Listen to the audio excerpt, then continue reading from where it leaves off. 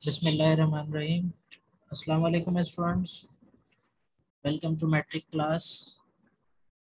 और आज हम स्टार्ट करने जा रहे हैं अपने मैट्रिक बायोलॉजी के कोर्स को। मैं आपका सर जुनैद, आपकी बायोलॉजी का टीचर, और हम अपनी क्लास को आज कंटिन्यू करेंगे। आज का हमारा टॉपिक होगा लेक्चर नंबर 1। तो चैप्टर नंबर 2 से हम स्टार्ट कर रहे हैं। चैप्टर नंबर 2 का नाम होम्योस्टेसिस है। चैप्टर नंबर 2 को सिलेक्ट करने की वजह है बिकॉज ये चैप्टर एक ऐसा चैप्टर है जो कि आपको, जो आपके कोर्स डेवलप किया गया है मैट्रिक बायोलॉजी, उसके बाकी चैप्टर्स को समझने में हेल्प करेगा। तो इसलिए मैंने चैप्टर नंबर 2 होम्योस्टेसिस को सिलेक्ट किया है कि हम इसे पहले डिस्कस करें। बहुत ही इंपॉर्टेंट चैप्टर्स हैं, बहुत ही इंटरेस्टिंग चैप्टर्स ऐड किए गए हैं आपके बायोलॉजी के बुक्स में। और आपको बड़ा मज़ा आएगा पढ़ने में इंशाल्लाह। थ्रू आउट द ईयर हम पढ़ेंगे। जैसे हमने 9 बायोलॉजी डिस्कस किया है, इसी तरह से मैट्रिक बायोलॉजी की भी बहुत अच्छी बुक आई है, और इंशाल्लाह हम अपने लेक्चर्स में उसको वन बाय वन डिस्कस कर रहे हैं। ठीक है, तो चैप्टर नंबर 2 लेक्चर 1 होम्योस्टेसिस। मेरा नाम सर मोहम्मद जुनैद है, आप सब जानते ही होंगे। तो हम स्टार्ट करने जा रहे हैं आज। ओके, ये आपकी एक बायोलॉजी की बुक है। पिक्चर लगाने का मकसद ये था कि आपको पता लगे कि आपकी न्यू बुक आ चुकी है, तो जल्द से जल्द इसे परचेज कर लें। जो परचेज नहीं कर रहे हैं वो पीडीएफ फाइल जो है वो सिंह टेक्स्ट बुक के वेबसाइट से डाउनलोड भी कर सकते हैं। आपके पास एक सॉफ्ट कॉपी भी अवेलेबल हो जाएगी। ठीक है, तो ये 10th बायोलॉजी की बुक है जो कि गवर्नमेंट ने जारी किया है आपके। ओके, अगर इसके कंटेंट की बात करें, थोड़ा सा हम कोर्स का ओवरव्यू लेंगे कि हम थ्रू आउट द ईयर क्या डिस्कस करने जा रहे हैं। तो अगेन, जैसे हमने 9 बायो बुक पढ़ी है, उसमें 9 चैप्टर्स थे। यहाँ पर भी हमारे पास टोटल नंबर ऑफ चैप्टर्स 9 है। बहुत से चैप्टर्स न्यू ऐड किए गए हैं, बहुत से जो आपकी ओल्ड बुक थे उसी चैप्टर्स को मॉडिफाई करके पेश किया गया है। ठीक है, तो यहाँ पर चैप्टर 1 गैसेस एक्सचेंज का होगा, जो हमने क्लास 9 में, अगर आपको याद हो तो हमने वहाँ पर एक चैप्टर पढ़ा था bio energetics.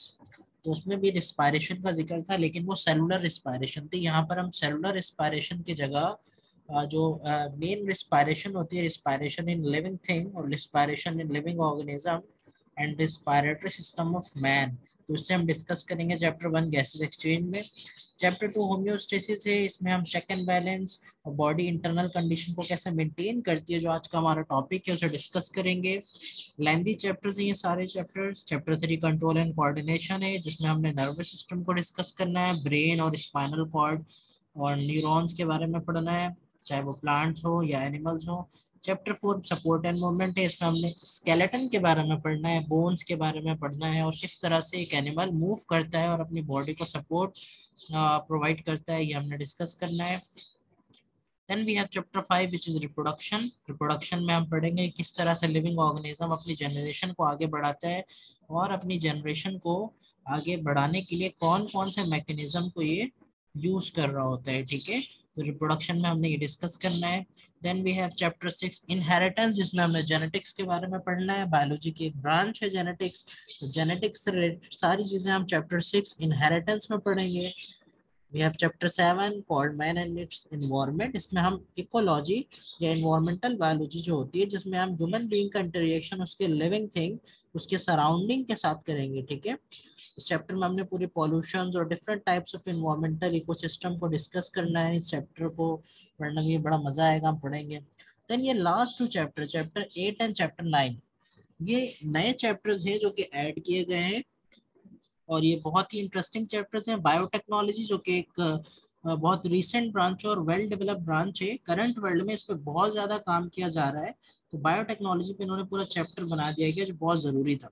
And then pharmacology, study about the action and mechanism of drugs, दवाइयों के बारे में पढ़ेंगे।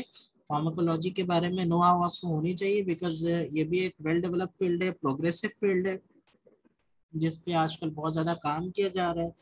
फार्मास्यूटिकल कंपनीज और जो फार्म डी के स्टूडेंट्स होते हैं वो एक्चुअल में फार्माकोलॉजी पढ़ रहे थे, तो फार्माकोलॉजी को आपको आपको इंट्रोडक्शन दिया जाएगा। ठीक है, तो ये वो सारे चैप्टर्स है जो हमने अपने through out the lecture discuss करना है। ठीक है, ओके जी। ओके, तो चैप्टर नंबर 2 हम स्टार्ट कर रहे हैं।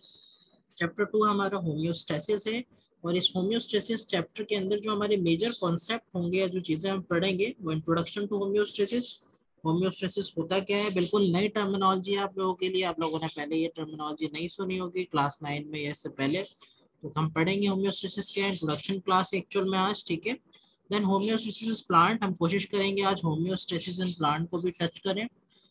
Homeostasis in man, homeostasis in animal, urinary system of man, तो ये बाकी सारे टॉपिक्स हैं जिनके बारे में हम अपने अपकमिंग लेक्चर्स के अंदर डिस्कस करेंगे। हमारा मेजर टॉपिक किडनी होगा, किडनी के बारे में हमने स्टडी करना है, about the structure of kidney, about function of kidney, about the disease of kidney and how to treat a disease of kidney. तो ये सारे डिजीज के बारे में जो किडनी से रिलेटेड है, जो हमारा एक्सक्रीटरी सिस्टम का पार्ट है या यूरिनरी सिस्टम का पार्ट है, उसे हम डिस्कस करेंगे। देन किडनी स्टोन्स और ट्रीटमेंट, मतलब किडनी की जो बीमारियां होती है उनके बारे में भी हमने डिस्कस करना और उसके ट्रीटमेंट करेंगे। स्टार्ट करते हैं, व्हाट इज होम्योस्टेसिस। तो बिल्कुल इंट्रोडक्शन है, आपने बेसिक नॉलेज होनी चाहिए कि होम्योस्टेसिस होते क्या है। तो आपने इसको गौर से समझना है। The internal condition of organism is referred as its internal environment. It includes it includes hydrogen, oxygen quantity, different solutes, temperature etcetera. तो जो एक लिविंग ऑर्गेनिज्म की इंटरनल कंडीशन होती है, जिसे हम इंटरनल एनवायरनमेंट कहते हैं, उसके अंदर डिफरेंट चीजें पाई जाती हैं, like hydrogen, oxygen, different types of gases along with solutes and temperature. तो ये सारी चीजें हमारी क्या इंटरनल कंडीशंस है। तो इन तमाम इंटरनल कंडीशन को मेंटेन रखना है हमें। अब मेंटेन क्यों रखना है, ताकि मेटाबॉलिक फंक्शन जो है वो बॉडी के प्रॉपर्ली होते रहे। तो इन तमाम इंटरनल सॉल्यूट्स को, कंटेंट को, या इंटरनल बॉडी एनवायरनमेंट को मेंटेन करने का नाम है homeostasis. What is homeostasis? It is a set of metabolism which maintain internal environment of organism within a suitable limit. ये एक डेफिनेशन है, आपकी बुक की डेफिनेशन है, बहुत इजी डेफिनेशन है कि homeostasis is a set of metabolism which maintain internal environment of an organism. तो एक लिविंग ऑर्गेनिज्म के इंटरनल एनवायरनमेंट को मेंटेन करना या बैलेंस रखना, इस चीज का नाम है होम्योस्टेसिस। ओके, और इसको क्लियर करते हैं जरा डेफिनेशन। होम्योस्टेसिस टू वर्ड से मिलकर बना है। Homo, homo means same, and stasis, stasis means to maintain. तो अगर हम इसके मीनिंग पढ़े तो क्या बनेगा, टू मेंटेन द सेम, मतलब एक जैसा इन्वायरमेंट मेंटेन कर कर रखना। तो होम्योस्टेसिस की डेफिनेशन क्या हो जाएगी, it is a state of steady internal chemical and physical condition maintained by living system. तो लिविंग ऑर्गेनिज्म या लिविंग सिस्टम के अंदर एक पर्टिकुलर कंडीशन को मेंटेन रखना, इस चीज का नाम है होम्योस्टेसिस। अब इसको थोड़ा और आसान लफ्जों में समझे, जैसे आपसे कोई पूछे आपके बॉडी टेम्परेचर क्या है, तो नॉर्मल बॉडी टेम्परेचर होता है 37 डिग्री सेंटीग्रेड और 96.8 डिग्री फ़ारेनहाइट। तो ये जो नॉर्मल बॉडी टेम्परेचर, ये कंटिन्यूसली एवरेज इसी रेंज में रहता है। ये बढ़ता कब है, जब आपको फीवर हो जाए, जो कि इंडिकेशन है कि आपको इन्फेक्शन हुई है। या ये कम कब होता है, जब एक्सटर्नल टेम्परेचर इन्वायरमेंट का बहुत कम हो जाए, जैसे हम हाइपोथर्मिया कहते हैं। तो नॉर्मली एक नॉर्मल कंडीशन में आपका बॉडी टेम्परेचर हमेशा कांस्टेंट रहता है, विच इज 37 डिग्री सेंटीग्रेड। तो ये किस तरह से मेंटेन हो रहा है, हालांकि हमारे सराउंडिंग का टेम्परेचर तो कंटिन्यूसली चेंज हो रहा है ना। हम एक रूम में बैठे जहाँ एसी लगा हुआ है 16 डिग्री सेंटीग्रेड पर चल रहा है, लेकिन स्टिल हमारी बॉडी टेम्परेचर क्या है, 37। हम बाहर आ रहे हैं, एक्सटर्नल टेम्परेचर 38 डिग्री सेंटीग्रेड है, 40 डिग्री सेंटीग्रेड है, लेकिन स्टिल हमारा बॉडी टेम्परेचर क्या है, 37।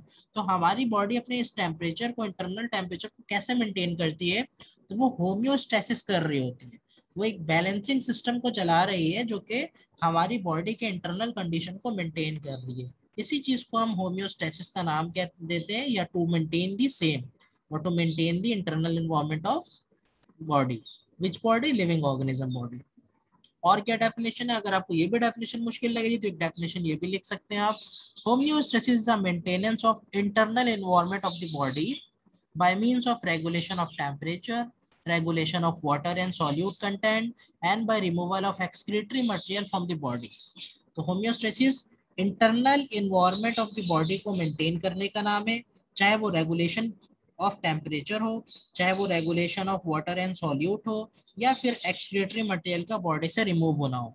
इन तमाम चीजों को हम कहते हैं होम्योस्टेसिस। ओके, होपफुली अब डेफिनेशन आपको क्लियर होगा। चलें आगे बढ़ते हैं। Why should the internal environment will remain constant? सवाल ये पैदा होता है, हमें होम्योस्टेसिस की जरूरत क्यों पड़ रही है भाई, क्यों हम चाह रहे हैं कि हमारा इंटरनल एनवायरनमेंट फ्लक्चुएट या वेरिएबल ना हो, वो कांस्टेंट रहे। तो let's take an example of temperature.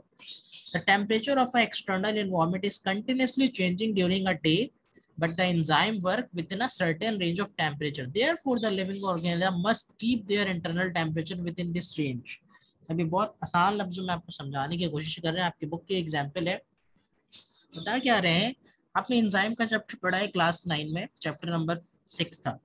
तो वहां पर आपने पढ़ा था enzymes are very specific to their temperature and they are also very specific to their action. इससे हमें पता है क्या लगा था कि एक एंजाइम जो होता है वो एक पर्टिकुलर टेम्परेचर पे काम करता है। वो टेम्परेचर क्या होता है, normal body temperature which is 37 degree centigrade. अगर 37 से अबव लेकर जाएंगे ना टेम्परेचर, 40 से अबव गया तो एंजाइम डिस्ट्रॉय होने लगेगा। 37 से बिलो लेकर जाएंगे, 25 से बिलो आ गया तो एंजाइम की एक्टिविटी स्टॉप हो जाएगी। मतलब क्या है कि अगर एंजाइम को आपकी बॉडी में काम करना है और परफेक्टली काम करना है तो उसे एक average temperature 37 degree centigrade must आपने देना है। अब ये टेम्परेचर आप मेंटेन कैसे करोगे, अगेन होम्योस्टेसिस करनी पड़ेगी।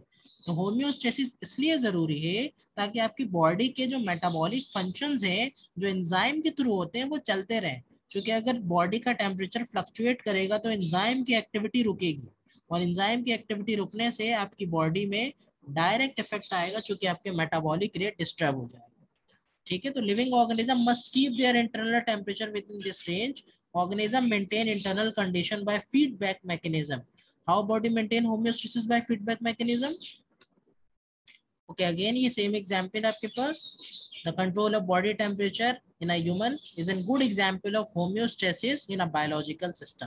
तो नॉर्मल बॉडी टेम्परेचर हमारा क्या होता है, 37 डिग्री सेंटीग्रेड और 98.6 डिग्री फ़ारेनहाइट। ये आपसे एग्जाम में एमसीक्यूज में पूछ सकते हैं। But various factor can affect this values. बहुत सारे ऐसे फैक्टर्स हैं जो इस वैल्यू को चेंज कर सकते हैं। जैसे मेटाबॉलिक रेट आपका बढ़ गया, आपको कोई डिजीज हो गई, इन्फेक्शन हो गई, तो ये वो सारी चीजें जो आपकी बॉडी टेम्परेचर को फ्लक्चुएट करती हैं, बढ़ाती हैं। तो इसकी वजह से आपका बॉडी टेम्परेचर या तो हाई या लो हो सकता है। तो बॉडी इस चीज को मेंटेन कैसे करेगी, होम्योस्टेसिस करेगी। और वो होम्योस्टेसिस करती कैसे, ब्रेन की मदद से। ब्रेन का एक पार्ट होता है जिसे हम कहते हैं हाइपोथैलेमस। हाइपोथैलेमस ब्रेन का वो पार्ट है जो आपके बॉडी टेम्परेचर को रेगुलेट करने में या उसे मेंटेन करने में हेल्प कर रहा होता है। किस तरह से काम करता है, इस डायग्राम में अगर आप देखें, एक नॉर्मल बॉडी टेम्परेचर था 37, किसी भी कॉजेज से, चाहे आपको फीवर हो गया, इन्फेक्शन है, या आपके मेटाबॉलिक रेट बढ़ गया, किसी भी कंडीशन की वजह से आपका बॉडी टेम्परेचर राइज किया। जैसे ही बॉडी टेम्परेचर राइज होगा ये फौरन से सिग्नल देगा ब्रेन को। ब्रेन का पार्ट होता है हाइपोथैलेमस। हाइपोथैलेमस क्या करेगा, कूलिंग इफेक्ट को या कूलिंग मैकेनिज्म को स्टार्ट कर देगा। कूलिंग मैकेनिज्म को क्यों स्टार्ट कर रहा है, बिकॉज बॉडी टेम्परेचर बढ़ गया है और बॉडी चाहती है कि उसका टेम्परेचर 37 तक ही रहे। तो हाइपोथैलेमस से डिफरेंट केमिकल्स रिलीज होंगे, डिफरेंट ट्रिगरिंग फैक्टर्स रिलीज होंगे, और ये क्या करेंगे, बॉडी टेम्परेचर को दोबारा 37 पे मेंटेन करेंगे। अच्छा, अब हाइपोथैलेमस सिर्फ तब काम नहीं करता जब आपकी बॉडी टेम्परेचर राइज हो जाए, ये तब भी काम करता है जब आपका बॉडी टेम्परेचर डाउन हो जाए। जैसे अगर बॉडी टेम्परेचर आपका लो हो गया 37 से बिलो, अगेन ये आपकी बॉडी के लिए नुकसानदेह। तो अगेन ये मैसेज कहाँ जाएगा, हाइपोथैलेमस को, और हाइपोथैलेमस उस कंडीशन में स्टार्ट कर देगा वार्मिंग मैकेनिज्म। मतलब ऐसे मैकेनिज्म को स्टार्ट करेगा जो आपकी बॉडी के अंदर टेम्परेचर को बढ़ाए। जैसे आपको जब आपकी बॉडी के अंदर जब टेम्परेचर कम हो जाती है सर्दियों के दिनों में, तो आप क्या स्टार्ट कर देते हो, शिवरिंग। आप कांपने लगते हो, आप अपने हाथ को रब करते हो, हैंड्स को रब कर रहे होते हो, आप कंबल ले रहे होते हो, ठीक है, और डिफरेंट ब्लैंकेट्स ले रहे होते हो। ये सारी चीजें क्या, आपकी बॉडी टेम्परेचर को मेंटेन करने की कोशिश है। इंटरनली आपकी बॉडी क्या करी, आपकी बॉडी में शिवरिंग हो रही है, आप हैंड्स को रब कर रहे हो, ये इंटरनल मैकेनिज्म हो गया। एक्सटर्नली आप ब्लैंकेट्स ले रहे हो। इसी तरह जब आपकी बॉडी के अंदर बहुत ज्यादा टेम्परेचर बढ़ जाता है तो आपकी बॉडी के अंदर क्या स्टार्ट हो जाती है, स्वेटिंग, बहुत ज्यादा पसीने आने लगते हैं।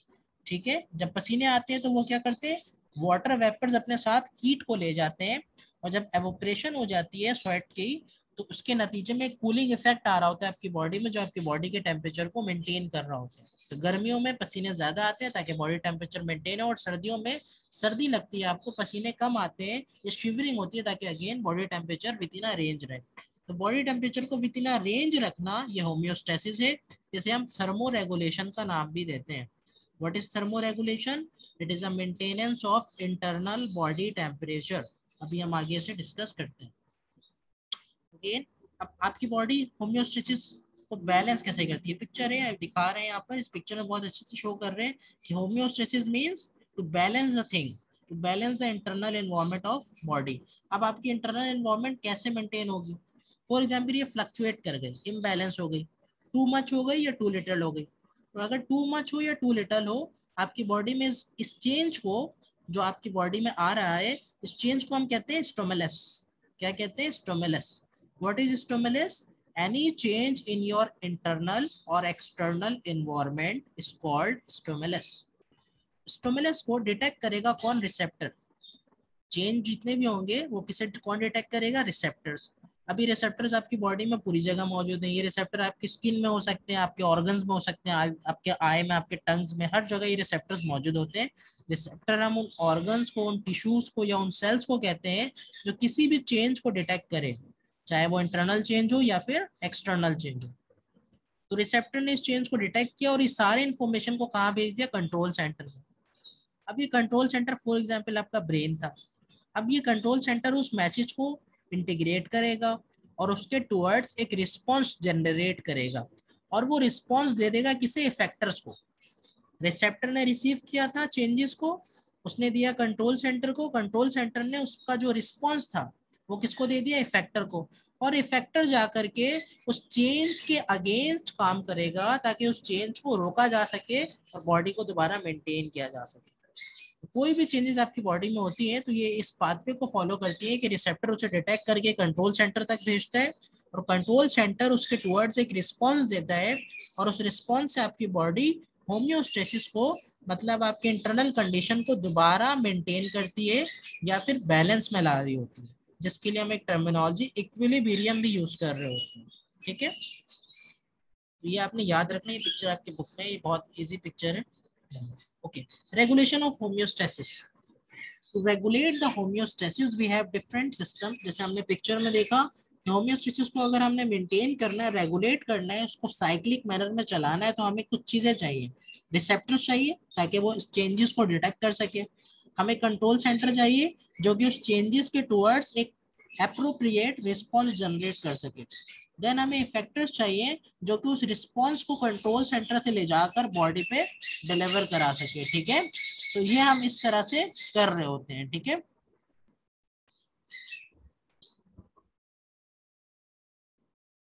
तो फिर हमने जैसे कि पिक्चर में समझा है कि हमारे पास जो रेगुलेटरी सिस्टम होता है वो effector, receptors and control centre पे डिपेंड करता है।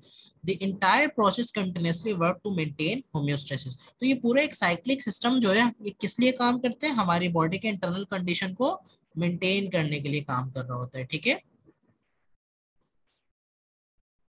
Okay. Regulation of homeostasis again receptor, control centre, effector पर डिपेंड करता है। अब रिसेप्टर्स क्या होते हैं? जैसे मैंने बताया, as the name suggest, the receptor is a sensing component which is responsible for monitoring and respond to change, either it is external or internal.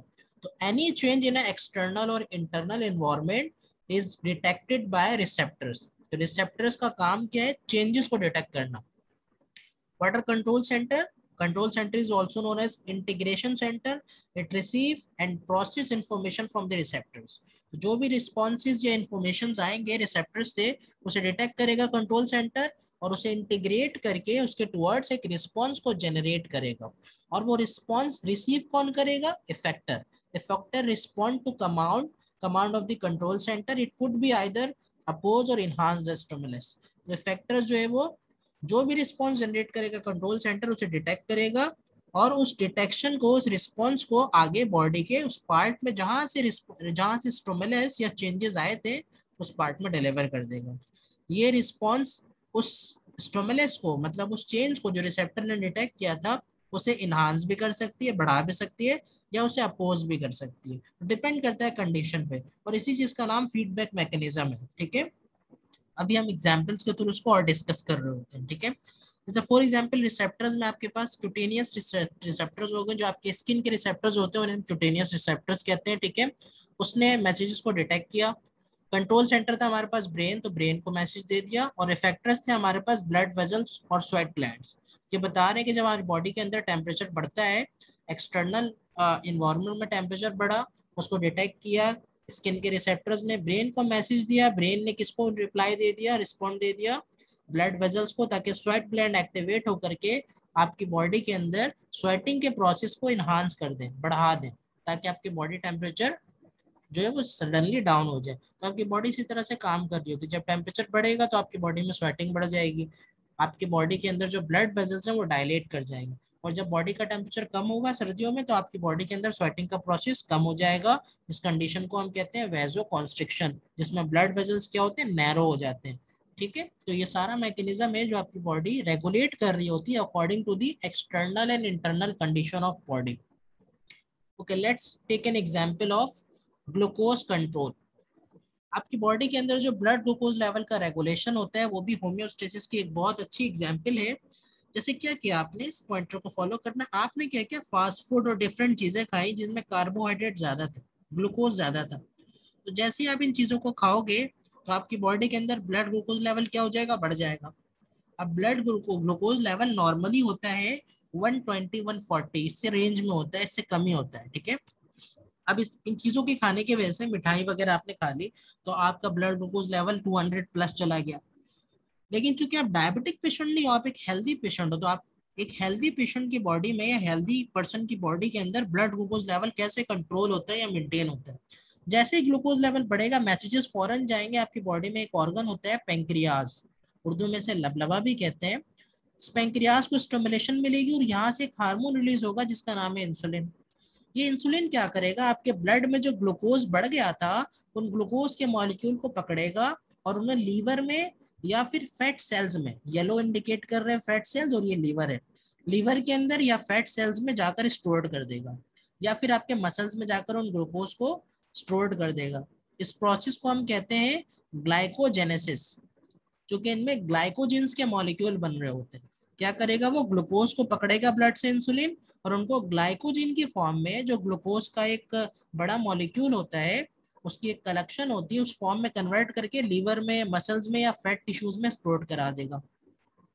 इस तरह से आपके जो ब्लड ग्लूकोज लेवल है ब्लड में वो नॉर्मल रेंज में आ जाएगा। आपने जो भी मीठा खाया था, इंसुलिन की मदद से वो सारा का सारा एक्स्ट्रा ग्लूकोज जिनकी रिक्वायरमेंट ब्लड को नहीं थी वो सारा liver, fat cells and muscles में जाकर स्टोर हो गया।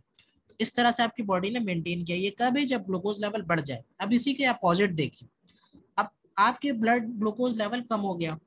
कब कम होता है, रात को सोते वक्त आप खाना नहीं खा रहे हैं, आप 6-8 घंटे खाना नहीं खाएंगे, ग्लूकोज लेवल कम होगा। या फास्टिंग कंडीशन में, रोजे की हालत में कुछ खा पी नहीं रहे, ब्लड ग्लूकोज लेवल कम होगा। तो उस वक्त क्या आपका ब्लड ग्लूकोज लेवल वाकई कम हो जाता है? नहीं, आपकी बॉडी इस चीज को मेंटेन करती है। कैसे मेंटेन करती है, जैसे ही ग्लूकोज लेवल कम होगा अगेन मैसेजेस जाएंगे पेंक्रियाज को, क्योंकि पेंक्रियाज ग्लूकोज की रेगुलेशन में बहुत इंपॉर्टेंट ऑर्गन है। अब क्या करेगा, ये पेंक्रियाज इंसुलिन रिलीज नहीं करेगा, क्योंकि इंसुलिन ये तब रिलीज करता है जब ग्लूकोज लेवल बढ़ जाए। अब ये क्या रिलीज करेगा, ग्लूकागॉन। ग्लूकागॉन एक ऐसा हार्मोन है जो तब आता है जब आपके ब्लड में ग्लूकोज लेवल कम हो जाए। इसको इस तरह भी आप पढ़ सकते हैं, glucagon, glucagon has come when glucose has gone. जब ग्लूकोज चले जाए तो ग्लूकागॉन आएगा। ठीक है, ये क्या करेगा, ये ग्लाइकोजेनोलाइसिस को कम कर देगा। ठीक है, और आपके लीवर के अंदर हुआ क्या था, जब ग्लूकोज बढ़ा था तो लीवर में चला गया था सारा ग्लूकोज और ग्लाइकोजन की फॉर्म में स्टोर्ड हो गया। मतलब ग्लूकोज आपका लीवर में जाकर स्टोर्ड हो गया था, और वो स्टोर्ड इसलिए हो गया था कि जब बॉडी को कभी फ्यूचर में रिक्वायरमेंट होगी इमरजेंसी कंडीशन में, तो वो ग्लूकोज लीवर से, फैट सेल से या फिर मसल से रिलीज होकर के आपके ब्लड में दोबारा आ सके। तो वो कैसे आएगा, ग्लूकागॉन जाकर लीवर को उठाएगा, जगाएगा कि भाई आपको जो ग्लूकोज मैंने स्टोर कराया था वो वापस दे दो, क्योंकि मुझे ग्लूकोज की कमी हो गई, एक तरह से स्टोरेज हो गया, सेविंग हो गई। ठीक है, तो लीवर क्या करेगा, ग्लूकोज को रिलीज करेगा और वो ग्लूकोज जो आपकी बॉडी में कम हो गया था वो दोबारा नॉर्मल रेंज में आ जाएगा अगेन। इस तरह से आपकी body normal blood glucose level को मेंटेन करने में कामयाब हो जाएगी। और इसी चीज का नाम होम्योस्टेसिस है। जो डिसबैलेंस हुआ था, इस बैलेंस को ये बैलेंसिंग कंडीशन में ले आती है, different organs in different hormones को यूज करके। होपफुली ये क्लियर हुआ होगा आपको। ठीक है, अगेन पिक्चर आपकी बुक की समझाने की कोशिश की गई। आपकी बॉडी के अंदर कोई भी चेंज आया, चाहे वो डिक्रीज हुआ या इंक्रीज हुआ, उसे डिटेक्ट कौन करेगा, रिसेप्टर। अब तो ये याद हो जाना चाहिए। रिसेप्टर्स क्या होते हैं, कोई भी ऐसे ऑर्गन टिश्यूज जो चेंजेस को डिटेक्ट करें, चाहे वो एक्सटर्नल चेंजेस हो या इंटरनल। ये रिसेप्टर चेंज को डिटेक्ट करके कहाँ भेज देगा, कंट्रोल सेंटर में। कंट्रोल सेंटर आपका ब्रेन हो सकता है, आपका कोई ऑर्गन हो सकता है, जैसे ग्लूकोज के रेगुलेशन के केस में वो क्या था, liver, sorry pancreas. Control centre से रिस्पॉन्स आएगा जो इफेक्टर रिसीव करेगा और वो कंडीशन को दोबारा नॉर्मल कंडीशन में लेकर आएगा। Okay, is that clear? इस चीज को हम फीडबैक मैकेनिज्म का नाम भी देते हैं कि आपको एक फीडबैक मिला और आपने रिस्पॉन्ड किया उसके टुवर्ड्स, ठीक है, जो भी आप रिस्पॉन्स दोगे उसका एक फीडबैक आएगा। Okay, adaptation of plant for the different. अब हम क्या कर रहे हैं, हमने इंट्रोडक्शन ले ली होम्योस्टेसिस की, अब हम थोड़ा सा होम्योस्टेसिस इन प्लांट को डिस्कस करेंगे। लेकिन होम्योस्टेसिस इन प्लांट को डिस्कस करने से पहले आपको मालूम होना चाहिए कि होम्योस्टेसिस के 3 बेसिक कंपोनेंट्स होते हैं जिन्हें हम एस्पेक्ट्स ऑफ होम्योस्टेसिस भी कहते हैं। What are those 3 main aspects of homeostasis? Number 1 is osmoregulation, number 2 is thermoregulation and number 3 is excretion। तो what is osmoregulation? ये 3 टर्मिनोलॉजी है जो आपको बहुत अच्छे से क्लियर होने चाहिए, क्योंकि ये पूरा चैप्टर इन 3 टर्मिनोलॉजी पे बेस करता है और पूरी होम्योस्टेसिस इन 3 चीजों को मेंटेन करने का नाम है। What is osmoregulation? It is a maintenance of internal water and salt condition by osmosis। आपकी बॉडी के अंदर वाटर और सॉल्ट को मेंटेन रखने का नाम ऑस्मोरेगुलेशन है। जब भी वाटर कंटेंट बढ़े या सॉल्ट कंटेंट बढ़े या कम हो जाए, उसको नॉर्मल रेंज में लाना, इस प्रोसेस को हम क्या कहते हैं, osmoregulation. Remember this point. Now what is thermoregulation? Therm means temperature, regulation means to regulate, to maintain the temperature within a suitable limit where enzyme can work optimally। तो body temperature को एक suitable range पे maintain करना, जो कि 37 degree है, उस पे रेंज पे लाना, इस चीज को हम थर्मोरेगुलेशन कहते हैं, जो अगेन होम्योस्टेसिस के एक मेन एस्पेक्ट्स में आता है। Third one is excretion. What is excretion? A process where metabolic toxic waste और excess metabolic substances from a body like ammonia, urea, uric acid has been removed. तो ऐसा process जिसमें आपकी बॉडी से excretory material remove हो जाए, इस process को हम क्या कहते हैं? इस प्रोसेस को हम कहते हैं excretion. Okay, is that clear? Okay okay, osmo regulation in plant. अब हम ऑस्मो रेगुलेशन को थोड़ा डिटेल में डिस्कस करते हैं। ऑस्मो रेगुलेशन प्लांट किस तरह से मेंटेन होती है और ऑस्मो रेगुलेशन का मतलब, ऑस्मो रेगुलेशन जैसे हमने पढ़ा, it is a maintenance of internal water and solute content of any living organism. किसी भी जानदार या किसी भी लिविंग ऑर्गेनिज्म के अंदर वाटर और सॉल्यूट, सॉल्यूट में क्या आते हैं, ammonia, urea, uric acid, sodium, potassium, ये सारे सॉल्ट और ये सारे जो इनऑर्गेनिक आयंस होते हैं, इन सबको एक नॉर्मल रेंज में रखना और वाटर के लेवल को एक नॉर्मल रेंज में रखना बॉडी के अंदर, इस प्रोसेस का नाम है ऑस्मोरेगुलेशन। तो जब हम ऑस्मोरेगुलेशन इन प्लांट की बात करते हैं तो हमारे पास पता है आपको कि प्लांट जो है वो नॉर्मली ऑस्मोरेगुलेट किसको करता है, वाटर कंटेंट को। तो जब एक्स्ट्रा वाटर आ जाए प्लांट की बॉडी के अंदर तो वो क्या करता है, वो उसे रिमूव कर देता है। और जब सॉल्यूट की बात आए तो वो सॉल्यूट की रीअब्जॉर्प्शन को रूट्स के थ्रू बढ़ाता है या कम कर देता है। तो जब एक्स्ट्रा वाटर प्लांट की बॉडी में आ जाए तो वो लार्ज अमाउंट ऑफ वाटर किस तरह से रिमूव होगा, 2 प्रोसेस करेगा प्लांट, या तो वो ट्रांसपायरेशन करेगा या फिर वो गुटेशन करेगा। ट्रांसपायरेशन और गुटेशन क्या होते हैं? ट्रांसपायरेशन पहले भी आपको कॉन्सेप्ट होगा इसका। Transpiration is a removal of water in the form of vapours from aerial part of plants. एक ऐसा प्रोसेस है जिसमें वाटर जो एक्सेस वाटर जो आ गया प्लांट के अंदर, जो ज्यादा अमाउंट में वाटर आ गया है, उसको वेपर्स की फॉर्म में प्लांट रिमूव करेगा अपने एरियल पार्ट से। एरियल पार्ट का मतलब वो पार्ट्स जो अपर मोस्ट या टॉप पे होते हैं, जैसे लीफ। तो लीफ से एक्सेस वाटर का वेपर्स की फॉर्म में, बुखारात की फॉर्म में रिमूव होना, इस प्रोसेस को हम कहते हैं ट्रांसपायरेशन। ये नॉर्मली कब होता है, डे टाइम में। ट्रांसपायरेशन कौन से ऑर्गन के थ्रू होता है? Transpiration occurs through stomata. याद रखना, स्टोमेटा एक ओपनिंग होती है जो प्लांट के लीफ में मौजूद होती है। इस ओपनिंग के थ्रू वाटर का वेपर्स की फॉर्म में रिमूव होना, इस प्रोसेस को हम कहते हैं ट्रांसपायरेशन। तो ये एक बहुत अच्छी सी पिक्चर है। रूट ने क्या किया, वाटर को एब्जॉर्ब किया। ये सारा का सारा वाटर क्या हो रहा है, ट्रेवल कर रहा है प्लांट बॉडी में, और ये पहुंचा कहाँ, लीफ तक। अब लीफ को जितनी वाटर की रिक्वायरमेंट थी वो तो इसने ले ली, लेकिन जो एक्स्ट्रा वाटर आया था वो क्या करेगा, अपनी बॉडी से वेपर्स की फॉर्म में रिमूव कर देगा। किसके थ्रू, एक पोर के थ्रू। उस पोर को हम कहते हैं स्टोमेटा। तो ये एक बेसिक स्टेप है कि जो एक्स्ट्रा वाटर आएगा प्लांट बॉडी में, वो वेपर्स की फॉर्म में प्लांट बॉडी के लीफ सरफेस से रिमूव हो जाएगा। इस प्रोसेस को हम ट्रांसपरेशन कहते हैं। ठीक है, what is guttation? It is a removal of water in the form of liquid form from the margin of leaf through special pores called हाइड्रोथॉर्स। तो ट्रांसपरेशन और गुटेशन ऑलमोस्ट सेम है, जस्ट बेसिक डिफरेंस क्या है कि transpiration में water remove होता है, एक्सेस वाटर रिमूव होता है वेपर्स की फॉर्म में, जबकि गुटेशन में वाटर रिमूव होता है लिक्विड फॉर्म में लीफ के मार्जिन से, और एक ओपनिंग के थ्रू होता है, उस ओपनिंग को हम कहते हैं हाइड्रोथॉर्स। ट्रांसपरेशन स्टोमेटल ओपनिंग के थ्रू होती है, जबकि गुटेशन हाइड्रोथॉर्स के थ्रू होती है।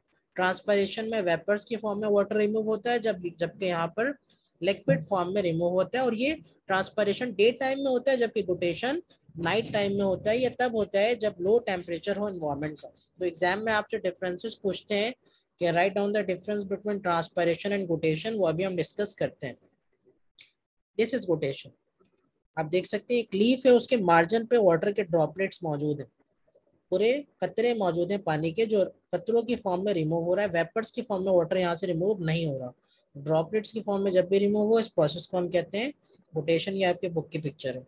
अब इस पिक्चर में और क्लियर देखिए, ये ट्रांसपरेशन है जिसमें वेपर्स की फॉर्म में स्मॉल ओपनिंग स्टोमेटा के थ्रू वाटर रिमूव हो रहा है। ये स्टोमेटा है, इससे ये वेपर्स की फॉर्म में, बुखारात की फॉर्म में वाटर रिमूव हो रहा है।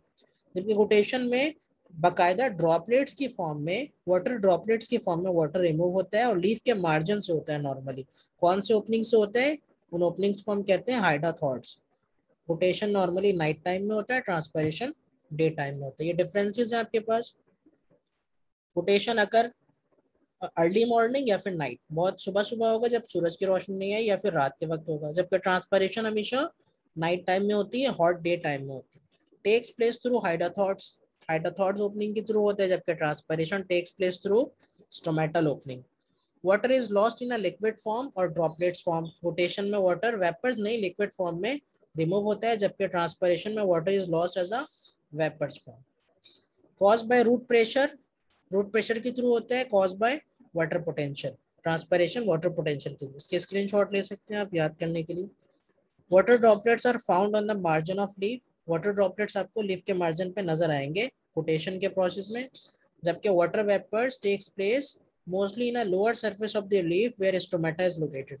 लेकिन ट्रांसपरेशन में वाटर वेपर्स लीफ के लोअर सरफेस से रिलीज होंगे, चूंकि वहां पर स्टोमेटा लोकेटेड होते हैं। ठीक है, तो होपफुली ये टॉपिक आपको समझ आया होगा। एक्सक्रीशन इन प्लांट में प्लांट डिफरेंट चीजों को एक्सक्रीट कर रहा होता है। ठीक है, इस टॉपिक को हम इंशाल्लाह अपने अपकमिंग लेक्चर में डिटेल में डिस्कस करेंगे थोड़ा। ठीक है, आज हम ऑस्मो रेगुलेशन इन प्लांट तक ही रखते हैं। तो होपफुली आपको समझ आया होगा। आज के टेक होम मैसेज क्या है? Don't stop when you are tired, stop when you are done. तो आपने थकना नहीं है, रुकना नहीं है जब आप थक जाओ, आपने रुकना तब है जब आप डन कर चुके हो, आप जो अचीव करना चाहते हो वो अचीव कर चुके हो। तो don't stop when you are tired, stop when you are done. Thank you very much, hopefully आपने एंजॉय किया होगा। लेक्चर से के हवाले से जो भी क्वेश्चंस एंड क्यूरीज हैं, आप क्लास के एंड में पूछ सकते हैं, कमेंट्स में या व्हाट्सएप के थ्रू मुझसे पूछ सकते हैं। तो ज़्यादातर मेरे पुराने स्टूडेंट्स भी होंगे, तो उनको पता है कि किस तरह से क्वेश्चंस पूछते हैं वो। ठीक है, तो होपफुली आपने लेक्चर समझा होगा। इस लेक्चर को रिकॉर्डेड फॉर्म में दे दिया जाएगा आपको, इसको दोबारा रिव्यू कर लीजिएगा, इसके नोट्स बनाइएगा, और बहुत अच्छे से मैट्रिक क्लास आपने पढ़ना है। ठीक है, 9 के पेपर्स आपने इंशाल्लाह अच्छा ही दिया होगा, मैट्रिक और अच्छा देना है इंशाल्लाह। तो आगे लेक्चर में मुलाकात होगी आपसे, तब तक के लिए अल्लाह हाफिज़।